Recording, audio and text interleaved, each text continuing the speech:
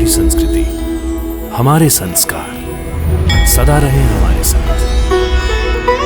भारत के महान ग्रंथों और काव्यों का संपूर्ण संकलन। सब्सक्राइब करें तिलक। कई तरीके की एलईडी लाइट्स आपके घर और ऑफिस के लिए। GR LED lights, make India bright.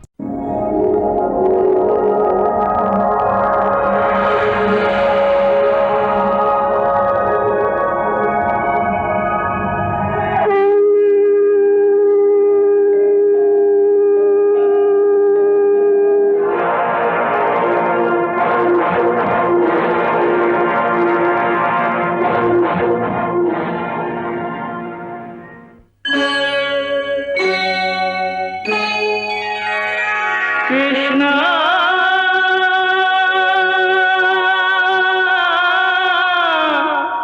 Krishna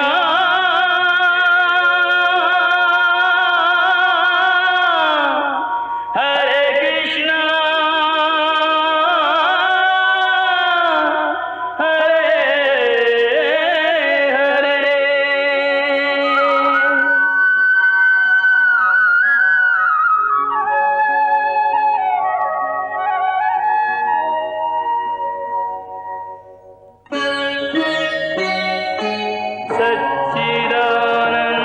सच्चिदानन्दरूपाय विश्वोत्पत्त्यादिहेतवे तापत्रयविनाशाय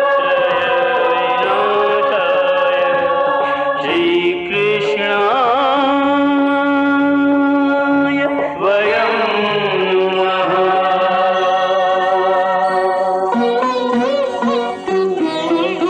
श्रीकृष्ण गोविंद हरे मुरारे, हे नाथ नारायण वासुदेव। हरे कृष्ण राधे कृष्ण राधे राधे कृष्ण कृष्ण हरे नाथ राधे कृष्ण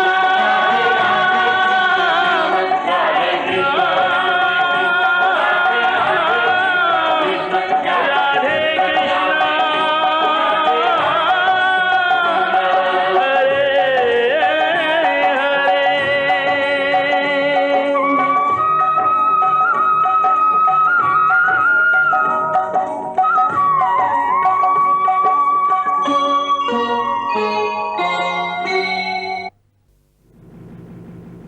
श्री कृष्ण और बलराम के हाथों 17 बार हारने के बाद जरासंध और उसके साथियों की जैसे कमर टूट गई थी। सब बहुत दुखी थे, परंतु सब के सब योद्धा थे, परम वीर थे। इसलिए वे ये स्वीकार करने को तैयार नहीं थे कि ये उनकी अंतिम हार है।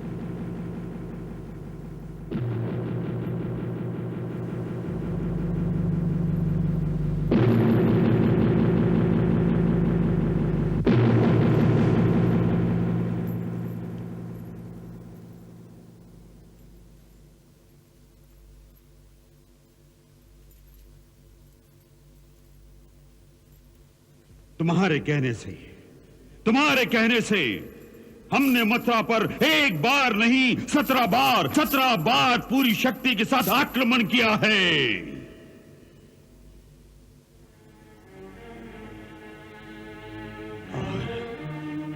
और हर बार हमें ही मुंह की खानी पड़ी।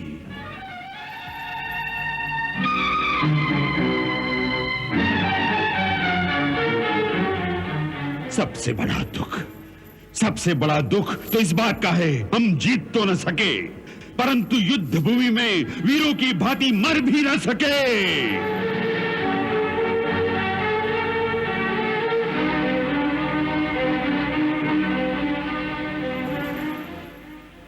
हम आपकी मानसिक अवस्था समझ सकते हैं सम्राट, हम समझ सकते हैं। यदि आपके स्थान पर कोई और होता तो बहुत पहले ही उसका मनोबल टूट गया होता, परंतु जरासंध वो परमवीर और साहसी योद्धा है जो 17 बार तो क्या 100 बार हार कर भी 101वीं बार फिर जीत सकता है, फिर जीत सकता है, फिर जीत सकता है।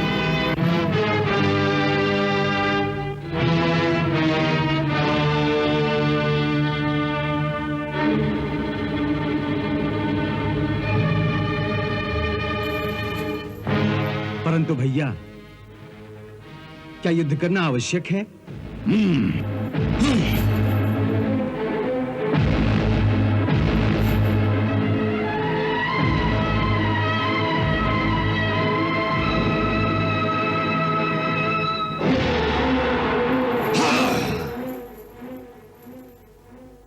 हम लोग ये क्यों नहीं सोचते कि अंततः युद्ध में किसी को कोई लाभ नहीं होता? जितना भीषण और जितना बड़ा युद्ध होता है, उतनी ही बड़ी क्षति दोनों पक्षों को उठानी पड़ती है।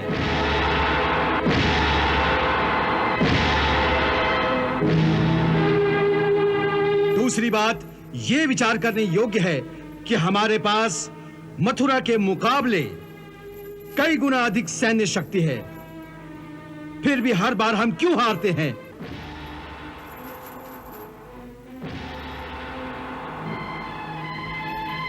मथुरा के पास ऐसी कौन सी शक्ति है जो हमें हराती है?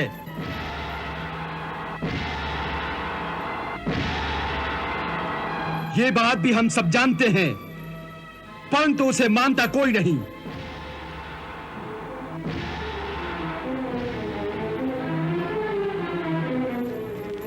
क्षमा कीजिए, मैं आप सबसे छोटा होते हुए भी यह प्रश्न पूछने की धृष्टता करता हूं कि हम सब मन ही मन ये मानते हैं कि श्री कृष्ण ऐसी अनंत और अलौकिक दिव्य शक्तियों के स्वामी हैं जो हमारे कई अक्षौणी सेना को इस तरह कुचल देते हैं जैसे कोई हाथी चींटों की कतार पर पैर रख दे। फिर हम उनसे युद्ध की बजाय संधि क्यों नहीं कर लेते? संधि? कृष्ण से संधि? हमारे दुश्मन से संधि? ये बात तुमने सोची कैसे राजकुमार रुक्म? ये बात तुमने सोची कैसे? राजकुमार शिशुपाल, कृष्ण आपका शत्रु नहीं, बल्कि आपके सगे मामा वसुदेव जी का पुत्र है। हाँ। और मैं समझता हूं कि इस नाते का लाभ उठाकर यह काम आप ही को करना चाहिए कि दोनों पक्षों में संधि करा के इस वृथा और रक्तपात को रोक दें। राजकुमार रुक्म, लगता है कि तुम्हारा छोटा भाई राजकुमार रुक्म वीरों की सभा में कभी नहीं बैठा पहले कभी भी। अन्यथा विदर्भ सम्राट महाराज भीष्म का पुत्र होकर ऐसी कायरता वाली बात कभी नहीं करता ऐसी कायरता वाली बात।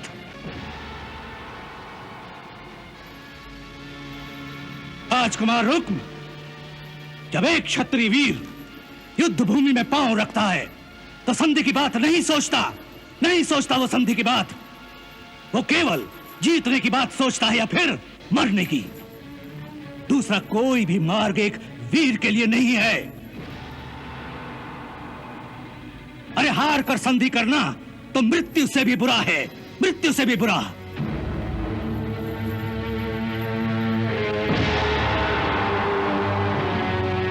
लड़ते हुए मरने में भी शान है मित्र, शान। परंतु संधि के लिए गिड़गिड़ाने में अपमान है, केवल अपमान और कुछ नहीं। इसलिए फिर कभी ऐसी कायरता वाली बात वीरों की सभा में मत करना, अन्यथा तुम्हारे पिताश्री को तुम्हें अपना पुत्र कहते हुए भी लाज आएगी मित्र, लाज आएगी। और रही बात कृष्ण से मेरे नाते की, तो असली नाता शरीर का नहीं होता, असली नाता मन से होता है, मन से। और मन से सम्राट जरासंध और मेरा नाता एक पिता पुत्र का है, क्योंकि सम्राट जरासंध मन से मुझे अपना पुत्र मानते हैं और मैं उन्हें अपना पिता।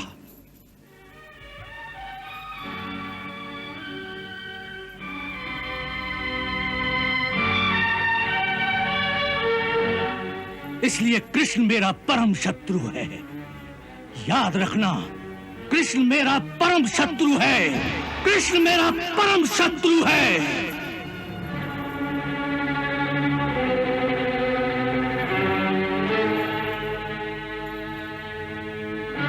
इस समय काल हमारे विपरीत है,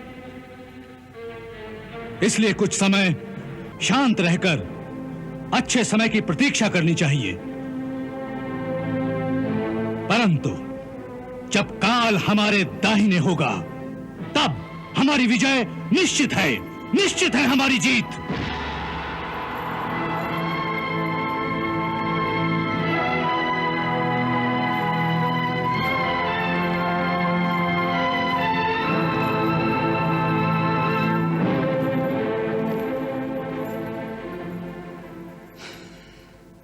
ताऊ भैया, लगता है कि अब हमें मथुरा नगरी को छोड़कर कहीं और जाना पड़ेगा। ये आप क्या कह रहे हैं प्रभु? आप मथुरा नगरी को छोड़ जाएंगे? हाँ क्रूर जी, परंतु क्यों? इसलिए कि जब तक हम मथुरा में रहेंगे, मथुरा संकट में रहेगी। प्रभु, मैं कुछ समझा नहीं। देखिए, जरासंध को केवल हमसे बैर है, मथुरा से नहीं। इसलिए जब तक हम यहां रहेंगे, वो किसी ना किसी बहाने से आक्रमण करता रहेगा। परंतु प्रभु, अब उसमें आक्रमण करने की शक्ति ही कहां रही है?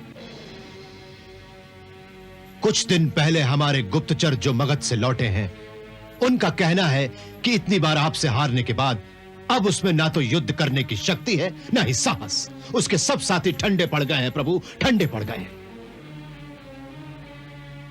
प्रभु, मैंने सुना है कि एक बड़ी सभा में उन्होंने यह निर्णय किया है कि अभी समय अनुकूल नहीं है, इसलिए सब साथी अपने अपने राज्य को लौट जाएं और अच्छा समय आने की प्रतीक्षा करें।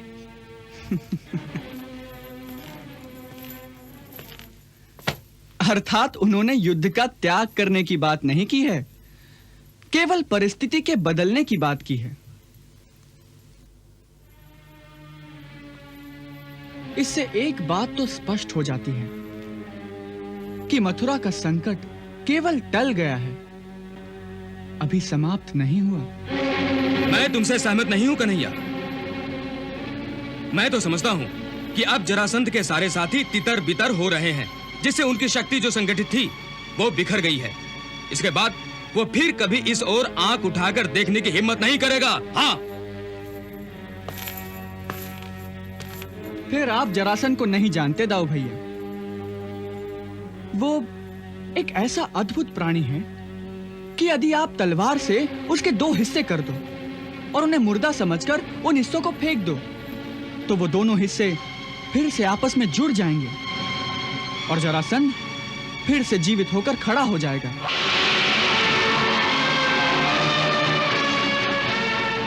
प्रभु, यह बात तो असंभव है। यह असंभव बात नहीं अक्रूर जी, यह सत्य बात है। वास्तव में उसका शरीर एक तांत्रिक माया से जुड़ा हुआ है। शरीर जुड़ा हुआ है? ये कैसी विचित्र बात कर रहे हो कन्हैया? शरीर का तो पूरा एक ही हिस्सा होता है। ये कोई खिलौना थोड़ी है जो 2 हिस्सों को जोड़कर बनाया जाए। परंतु उसका शरीर तो ऐसे ही बनाया गया है दाऊ भैया। वास्तव में यह एक विचित्र घटना है। उसके पिता महाराज वृद्धरथ की 2 पत्नियां थीं। छोटी के संतान थी, परंतु बड़ी रानी के संतान नहीं थी। इसलिए वो दोनों पति पत्नी संतान प्राप्ति के लिए साधु महात्माओं की बहुत सेवा किया करते थे। एक बार एक परम सिद्ध ऋषि ने उनकी सेवा से प्रसन्न होकर उन्हें एक फल दिया। ओम क्लीं ऐं ह्रीं श्रीं नमो भगवती संतान कामेश्वरी गर्भ विरोधम निराशय निराशय सम्यक शीघ्रं संतानम उत्पादय उत्पादय स्वाहा।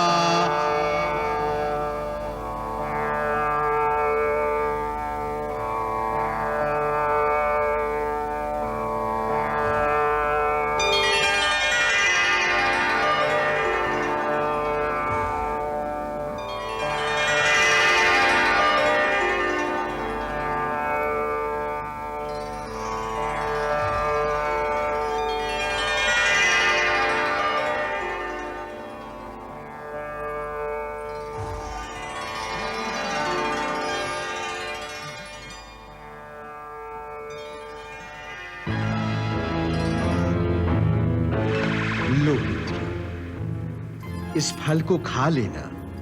प्रभु की कृपा से तुम्हें एक बड़े पराक्रमी पुत्र की प्राप्ति होगी।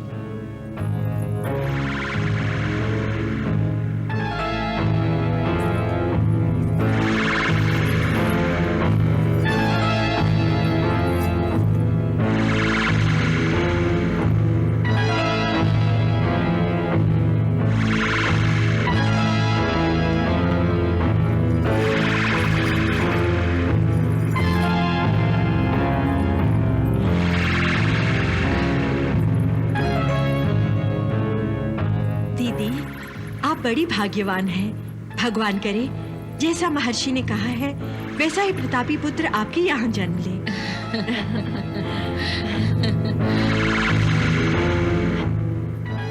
मेरे मन में एक बड़ा सुंदर सा विचार आ रहा है। वो क्या? क्यों न इस फल को हम दोनों ही बांटकर खा लें, तो दोनों के यहाँ एक एक प्रतापी पुत्र का जन्म होगा। नहीं दीदी, ऐसा कैसे होगा? महर्षि ने तो आपको ही पुत्र प्राप्ति का आशीर्वाद दिया है। परंतु उनके आशीर्वाद की शक्ति तो इस फल में ही है ना। देखो, महाराज दशरथ को अग्निदेव ने जो खीर दी थी, वो खीर तीनों रानियों ने खाई थी और तीनों के घर पर पुत्रों का जन्म हुआ था कि नहीं? हाँ। तो बस इस फल से भी ऐसा ही होगा। आओ, इसे हम आधा आधा कर लेते हैं।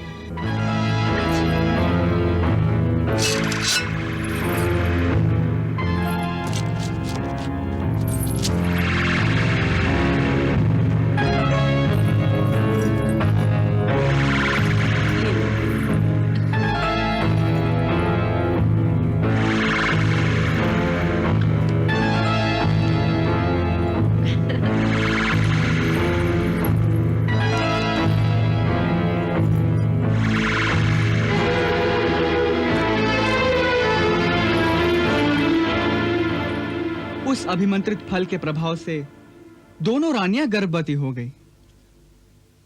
परंतु 10वें महीने में एक बड़ी विचित्र घटना घटी।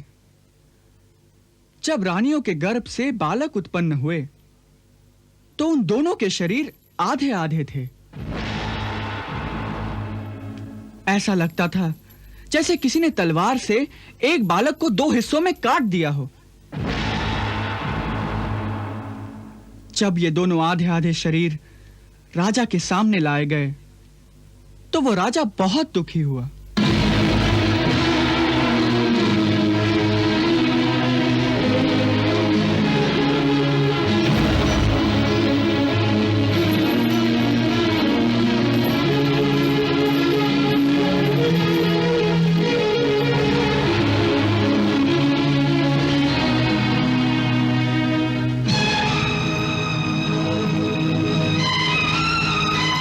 मुझे ये क्यों दिखाने लाए हो?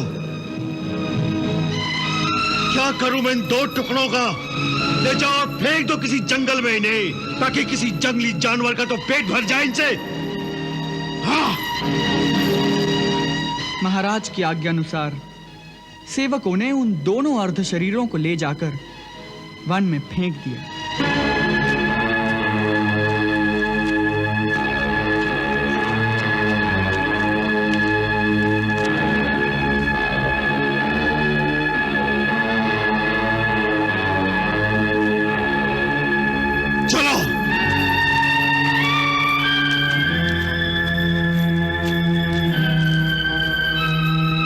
उसी समय उस वन से जरा नाम की एक राक्षसी जा रही थी।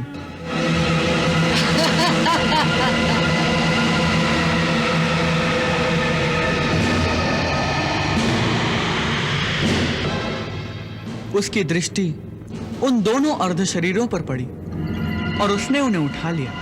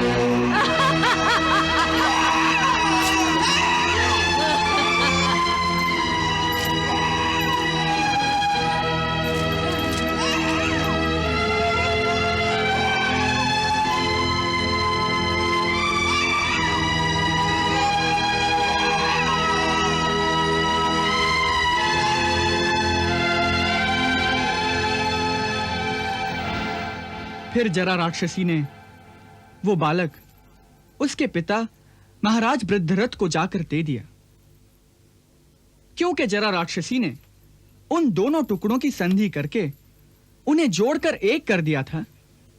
इसलिए महाराज वृद्धरथ ने उस बालक का नाम जरासंध रखा। यह वही जरासंध है। इसके आज भी अगर दो टुकड़े कर दो तो वो दोनों टुकड़े तत्काल फिर से आपस में जुड़ जाएंगे और जरासंध फिर से लड़ने के लिए तैयार हो जाएगा। इसीलिए मैं कहता हूं कि जब तक जरासंध है मथुरा का संकट समाप्त नहीं होगा। जरासंध जितनी बार हारेगा उतनी बार वो और खतरनाक होता जाएगा। बल्कि अब जो मैं देख रहा हूं वो तो बिल्कुल एक नई चाल है। चाल? प्रभु कैसी नई चाल? अब वो किसी मलेच्छ शक्ति की सहायता से आक्रमण की तैयारी करेगा। मलेच्छ शक्ति? कौन है वो? काल यवन। काल यवन? काल यवन कौन? यवन देश का राजा काल यवन।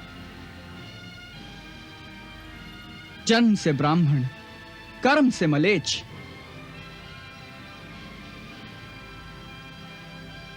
प्रभु, उसकी कहानी बड़ी रोचक है और अद्भुत भी है। फिर कभी सुनाऊंगा।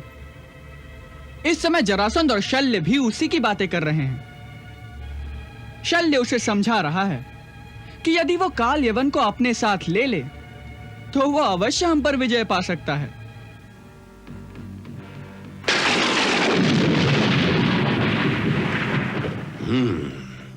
सम्राट, मुझे विश्वास है, मुझे पूर्ण विश्वास है कि यदि काल यवन हमारी सहायता करने को तैयार हो जाए तो फिर मथुरा को जीतना कोई मुश्किल काम नहीं। महाराज शल्य, आप मुझे झूठी तसल्लियां न दीजिए।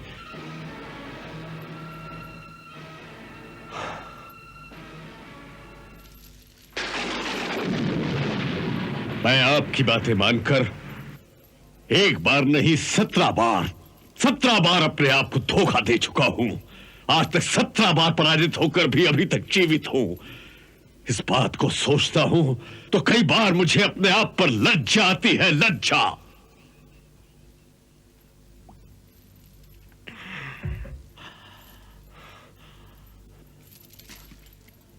मैं अब एक और पराजय की चोट नहीं सह सकता महाराज शल्य, नहीं सह सकता। कृपा करके मुझे कोई ऐसा परामर्श मत दीजिए जिसका परिणाम एक और पराजय हो।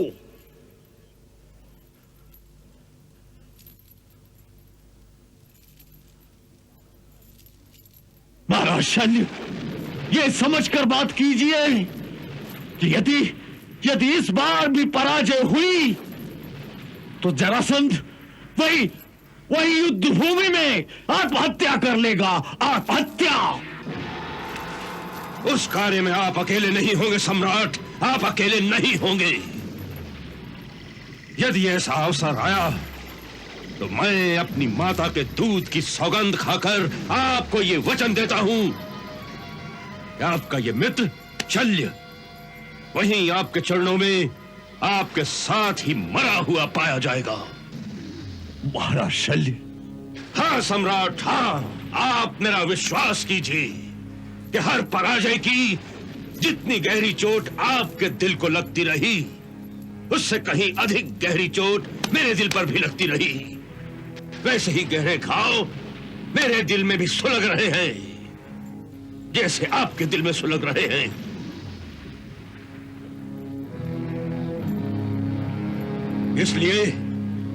इसलिए इस बार मैं वो योजना लेकर आया हूं जिसमें हारना संभव ही नहीं। परंतु महाराज शल्य, ये आप कैसे कह सकते हैं? क्योंकि जिस काल यवन की बात मैं कर रहा हूं वो अजय है। इस संसार में उसे कोई नहीं मार सकता। कोई भी अस्त्र या शस्त्र द्वारा उसकी हत्या हो नहीं सकती।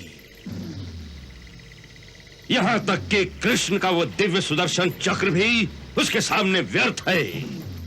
उस दिव्य सुदर्शन चक्र से भी उसकी हत्या हो नहीं सकती महाराज।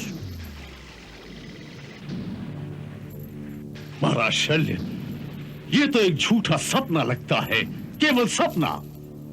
हाँ, ऐसा ही लगता है, ऐसा ही लगता है जैसे एक झूठा सपना हो। परंतु ये सपना नहीं, ये सपना नहीं है सम्राट, ये एक सत्य है। ये सत्य है, एक ठोस सत्य है।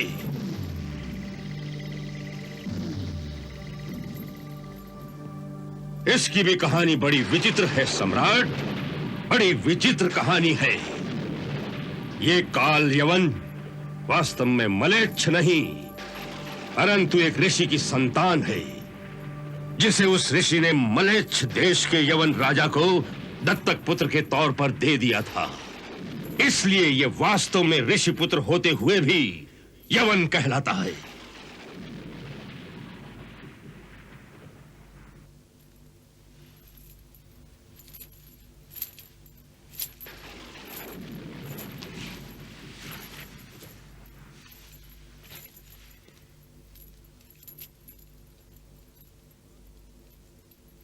परंतु महाराज शल्य, वो ऋषि कौन थे?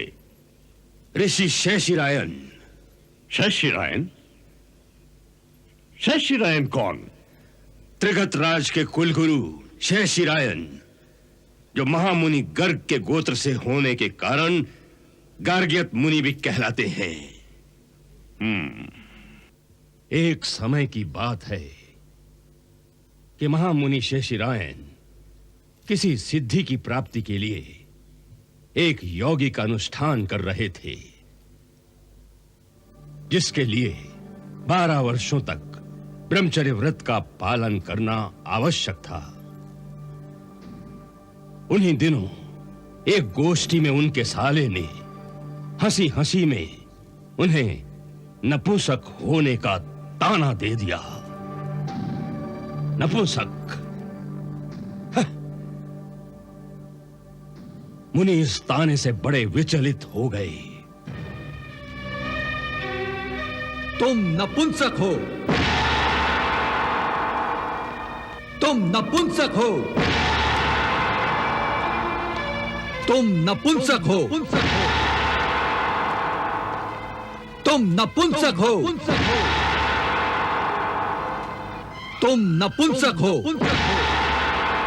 तुम नपुंसक हो,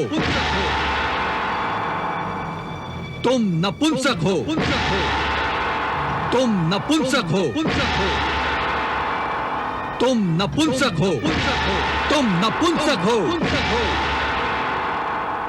उसी विक्षिप्त और उत्तेजित अवस्था में मुनि ने निश्चय किया, वो एक ऐसे पुत्र को पैदा करेंगे जो संसार में अजय हो, जो ऐसा वीर शिरोमणि हो कि संसार में कोई योद्धा उसे जीत ना सके। बस ऐसा वर पाने के लिए मुनि भगवान शिव की आराधना में लग गए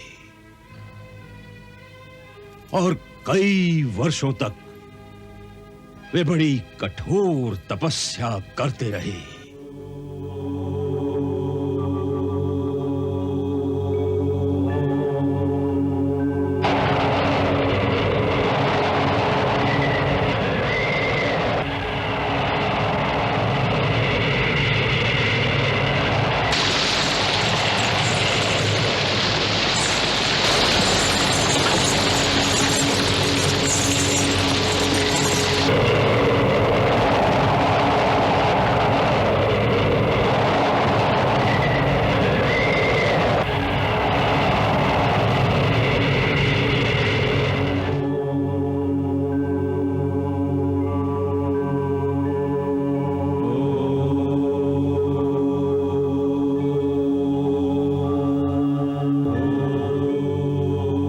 अंततः उनकी घोर तपस्या से प्रसन्न होकर भगवान शिव स्वयं ही उनके सामने प्रकट हो गए।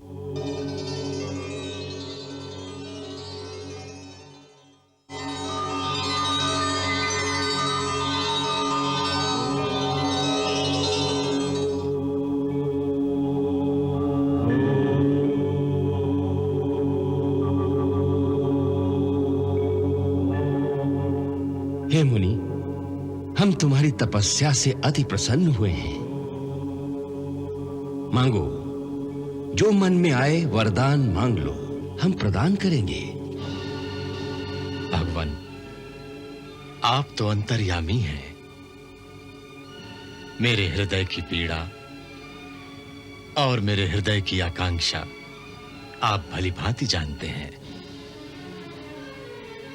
उस क्षत्रिय सभा में मुझ पर जो आक्षेप किया गया है, मैं उसका प्रतिकार करना चाहता हूं। सो हे भोलेनाथ, मुझे एक ऐसा महापराक्रमी पुत्र प्रदान कीजिए जो अजेय हो, जिसे संसार में कोई योद्धा हरा न सके, सारे अस्त्र शस्त्र उसके सामने निस्तेज हो जाएं। ब्राह्मण पुत्र होकर भी जो ऐसा वीरवान हो और शूरवीर हो कि कोई क्षत्रिय वंशी उसका सामना न कर सके। यही मेरी प्रार्थना है, यही मेरी प्रार्थना है। वत्स, हम तुम्हें मनचाहा वरदान देते हैं कि तुम्हारे वीर्य से ऐसे पुत्र की उत्पत्ति होगी जो संसार में अजेय होगा। संसार का कोई भी योद्धा किसी भी शस्त्र या अस्त्र से उसकी हत्या नहीं कर सकेगा। सूर्यवंशी हो या चंद्रवंशी, कोई भी क्षत्रिय वीर उसे युद्ध में हरा नहीं सकेगा। ये वरदान मांगने के पीछे तुम्हारे हृदय में भोग विलास की एक इच्छा छुपी हुई है, इसलिए उसका पूरा आनंद पाने के लिए हमारे वरदान से तुम्हें राजसी वैभव प्राप्त होगा। तुम्हारा ठाट बाट एक राजा की भांति हो जाएगा। तथास्तु।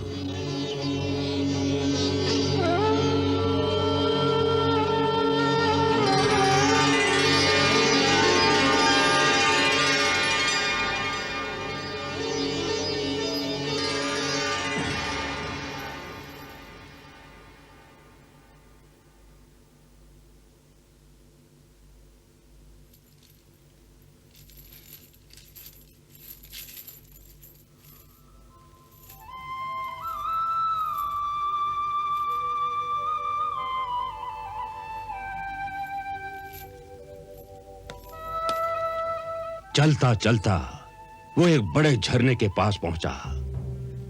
दैववश उसी समय रंभा नाम की एक अप्सरा उस झरने में स्नान कर रही थी। उसे देखकर राजा उस पर मोहित हो गया और उसे देखता ही रहा।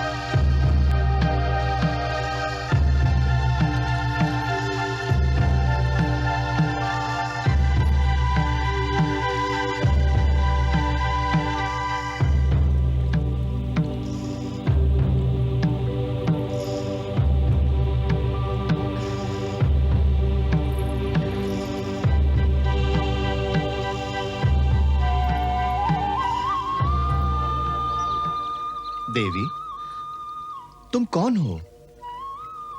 ऐसी सुंदर स्त्री मैंने आज तक इस धरती पर नहीं देखी।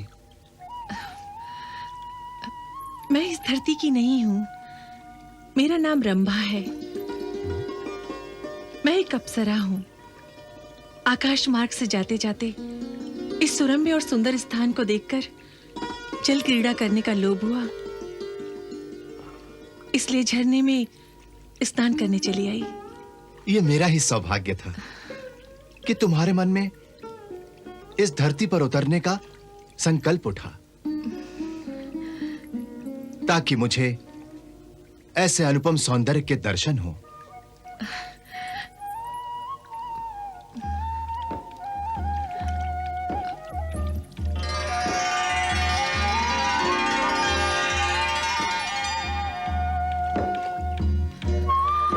हे महामानव, आप कौन हैं? अवश्य ही कोई विशिष्ट व्यक्ति है, क्योंकि पृथ्वी के पुरुषों में मैंने ऐसी कांति, ऐसा तेज और ऐसा सौंदर्य किसी में नहीं देखा। हो सकता है क्योंकि ये सब कुछ कांति, तेज, सौंदर्य, यहां तक कि ये शरीर मेरा वास्तविक शरीर नहीं है। ये मुझे भगवान शिव के वरदान से मिला है। भगवान शिव के वरदान से? अवश्य ऐसा ही होगा, तभी तो आपके मुख से दृष्टि हटाने को जी नहीं चाहता। ऐसा लगता है कि भगवान शिव ने ये वरदान आपको नहीं, मुझे दिया है, जो आपको यहां भेज दिया है, ताकि मैं आपकी सेवा करने का पुण्य प्राप्त कर सकूं।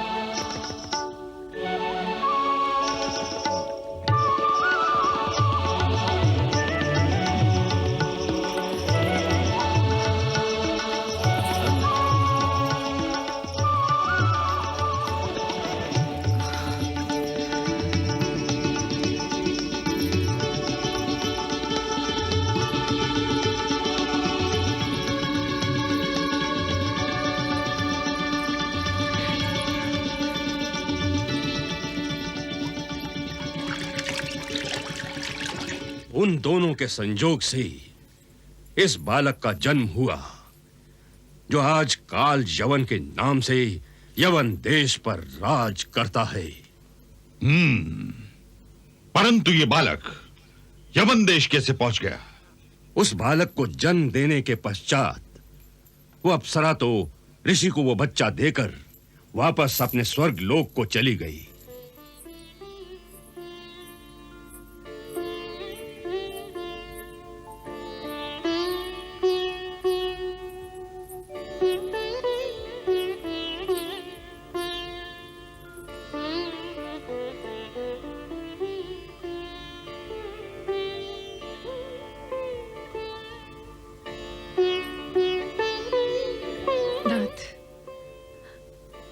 अब मुझे आज्ञा दो। कहां जा रही हो? अब मुझे अपने लोक में वापस जाना होगा।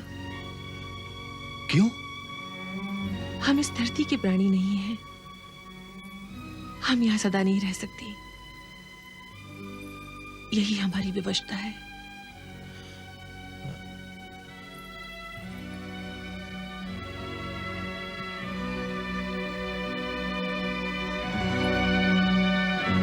और ये बालक? ये इस धरती का मानव है, इसलिए ये मेरे साथ स्वर्गलोक नहीं जा सकता। अपनी धरोहर संभालिए।